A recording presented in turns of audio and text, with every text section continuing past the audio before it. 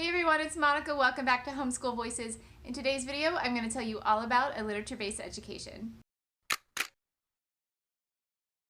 If you want to provide a world-class education to your child that is cheap and simple too, this is for you.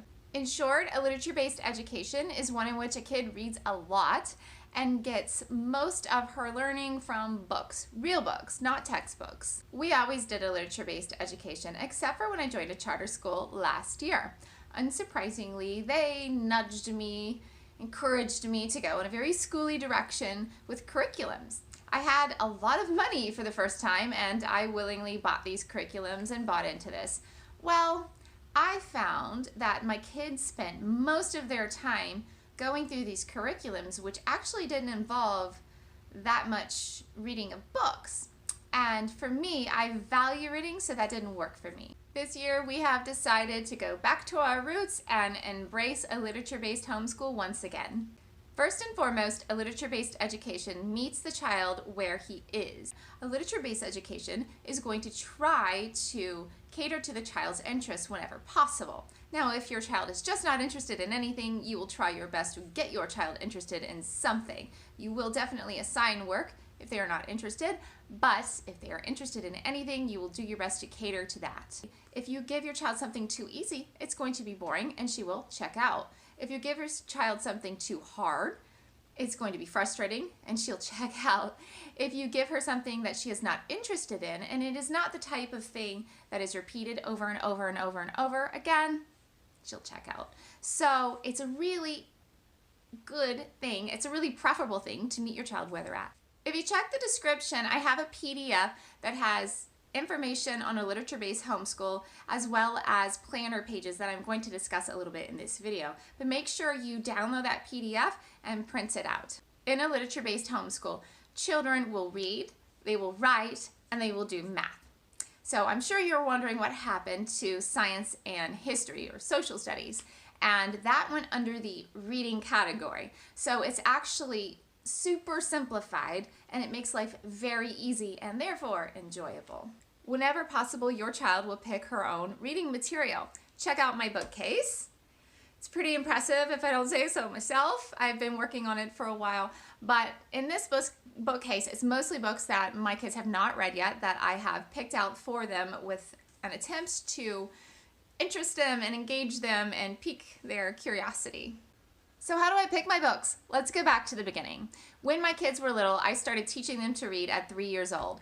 I know that sounds really early and it's not a super popular thing to do right now, but I stand by it because I'm more comfortable with dealing with tantrums than dealing with a 10-year-old who feels insecure because her reading skills are not solid yet, simply because she hasn't put in the practice. But a lot of kids aren't thinking very clearly and they just compare themselves to their peers and then they just think they're dumb, and that's sad, and I didn't want to deal with that. I wouldn't be good at dealing with that, so I taught them to read at 3. Around 5, I introduced handwriting, maybe 4.5 or 5, basic, writing our letters, and then it progressed, right? And then I added in math, so math was added around 5 years old. From then on, I followed their interest and ability level. So maybe we started with rocks. I don't know. I don't even remember because life has been a blur. Really though, I think little kids are easier. You could just go to the library and get so many science books, history books, fiction, storybooks, and just get tons and tons of books. They're pretty curious and they're not too picky yet. So just do that. Go to the library and get a bunch of books and you'll start to get an idea for the things your kids prefer. When I say ability level, so if my kid can read at a 10th grade level, which I believe my daughter can at this point, 9th or 10th grade, I don't only want to pick 9th or 10th grade books for her. First of all, the content is too mature. And second of all, it would just be daunting. It would get really tiring. So try to break away from this idea that every book has to be on grade level or reading level, because you can really tire your kids out, especially if you're doing a literature-based education. When you download that PDF and the description, you're going to see that there are time suggestions. So my kids do 20-hour weeks. That's 4-hour days. They're a little older, right? And they're reading for a couple hours a day, or maybe it's 2.5, something like that. And if everything was super challenging for 2.5 hours, that would be pretty taxing. So don't worry too much. Let them pick, let them read books over again. That's good because they'll memorize information. And anyway, you get different things out of multiple readings, so that's fine too. I know you're all wondering, what is your day going to look like as a parent implementing a literature-based homeschool? So here's how it's going to look, or here's how it looks in my home. So I wake up, I try to wake up early because I want to get all of our work done by 1 o'clock or so. I have found that it just works better like that. Then we get started by like 8:30. I try to have snacks on the table so my kids don't have excuses to get up multiple times. Go from like 8:30 to 10:30, take a half an hour break, and then do 11 to 1. So there'll be 4 hours in the day. So I sit down, I edit the previous day's writing, and then I call the child A over and say, hey, child A, here's what you need to fix in your writing, and oh yeah, tell me about what you've been reading about in the last day. And of course, they're not going to tell you. You're going to have to ask some questions. You don't have to have read what they're reading. You just say, what was it about? Did you like it? You can start with those 2 questions. Or if it's fiction, you can think of who, what, where, when, and why.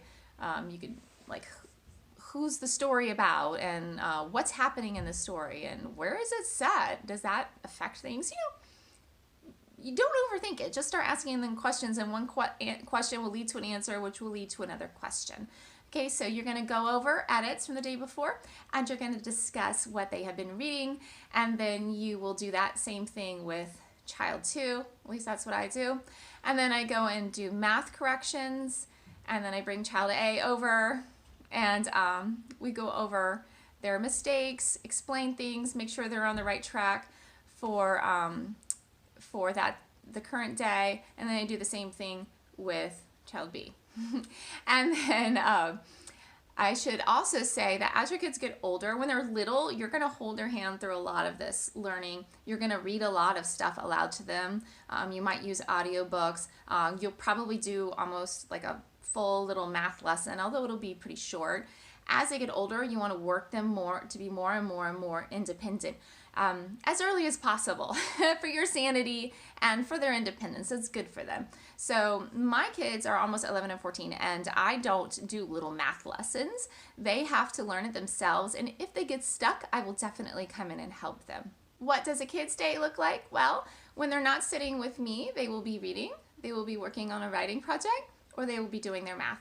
When you look at the planner pages in the document, in the PDF document, and the description below, you're going to see an enrichment section. For me, enrichment means like language arts, or not language arts, foreign language and music. So that's what my kids do. But we're, again, very, very low key and easy with that stuff. We have used Simply Piano for the music. My kids do take an online lesson once a week with my amazing brother. For their foreign language, they do an app on the phone. One of the apps is called Duolingo. And then I also have dual language books. So one side is English, one side is either Spanish or Italian. And then they just copy out like 2 sentences, and then they copy it in the foreign language, and they copy it in English, and they do it over and over, basically till it's memorized. They could do that for 2 days. But they shouldn't really spend more than 10 minutes on that particular activity a day, or maybe 10 or 20 minutes. And so we're very low key, but they seem to be learning. Before we leave, I just want to make a quick argument for why simple is much better. Number 1, it helps your sanity. If you just don't have too many things going at once, it's just easier to stay sane. Number 2, it helps you as the mom or dad to have a life. So you're not, from the moment you wake up till the moment you go to bed, implementing curriculums and driving kids around. You actually have some downtime just to think and, make sure your head is screwed on right. And it helps you to be more creative. So your kids' core academics are taken care of with their reading, their writing practice, and their math. But see, like, I will do little things. This year I'm going to teach kind of I call it kids school. It's just like a little class in the park with a few kids. And I think at first we're going to do science experiments for a month, and then we'll do art projects. But I have time to think of creative ideas that are fun and engaging. So because I'm not spending my whole day implementing somebody else's curriculum. So that is it. It's actually really, really simple. Reading, writing, and math, and then maybe a little foreign language and music that you do in a very relaxed way. You have those core basics and you do them really, really well. And the cool thing is your kids have all this extra time to develop who they are as human beings and to develop interests and skills that are unique to them. I hope that was helpful. If you have any questions or comments or opinions, please let me know in the comments below.